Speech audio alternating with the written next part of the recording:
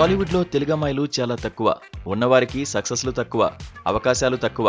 అందం, అభినయం పుష్కలంగా ఉన్నప్పటికీ టాలీవుడ్ మేకర్స్ ఎక్కువ శాతం ముంబై, బెంగళూరు భామలపైనే మొగ్గు చూపుతుంటారు. అచ్చ తెలుగు అమ్మాయిలకు నటన రాదనే అపోహనం లేదా ఇతర కారణాలో తెలియదు గాని మన భామలకు సక్సెస్లు, సరైన అవకాశాలు అరుదుగానే లభిస్తుంటాయి. అయితే అవకాశం లభిస్తే తమలోని నటీమణులు ఏ స్థాయిలో మెప్పించగలరో శ్రీగౌరీ ప్రియ లాంటి తెలుగు నటీమణులు చాటి చెబుతున్నారు. కాకినాడకు చెందిన ఈ అచ్చ తెలుగు అందం తన నటనతో విమర్శకుల ప్రశంసలు అందుకుంటూ ప్రత్యేక గుర్తింపు తెచ్చుకుంటోంది.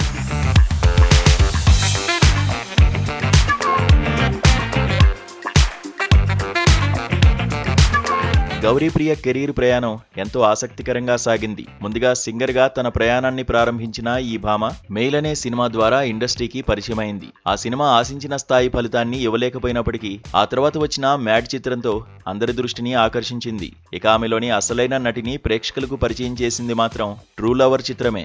ఇది తమిళ సినిమా అయినప్పటికీ తెలుగు ప్రేక్షకులు సైతం ఆమె అభినయానికి ఫిదా అయ్యారు. కేవలం గ్లామర్ పాత్రలు, పాటలకే పరిమితం కాకుండా గ్రిప్పింగ్ పర్ఫార్మెన్స్ తో విమర్శకుల నుంచి విశేష ప్రశంసలు అందుకుంది. శుక్రవారం విడుదలైన చెన్నై లవ్ స్టోరీ చిత్రంలో డీ గ్లామర్ పాత్రలో నటించి గౌరీప్రియ మరోసారి ఆకట్టుకుంది. ఈ సినిమాలో ఆమెది కేవలం ఒక సాధారణ హీరోయిన్ పాత్ర మాత్రమే అనుకుంటే పొరపాటే. చిత్ర కథనానికి ఆమె అసలైన హీరో అని చెప్పవచ్చు.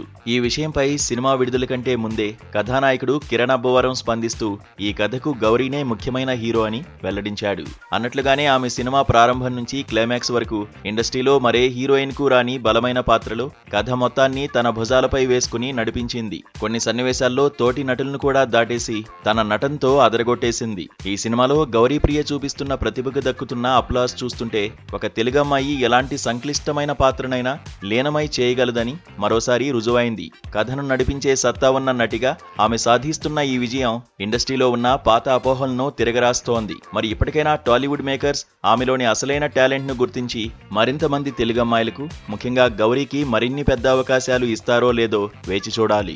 ఏదేమైనా తనదైన నటనతో ముందుకు సాగుతున్న ఈ చిన్నది భవిష్యత్తులో ఎలాంటి ఎత్తులకు ఎదుగుతుందో చూడడం ఆసక్తికరంగా మారనుంది.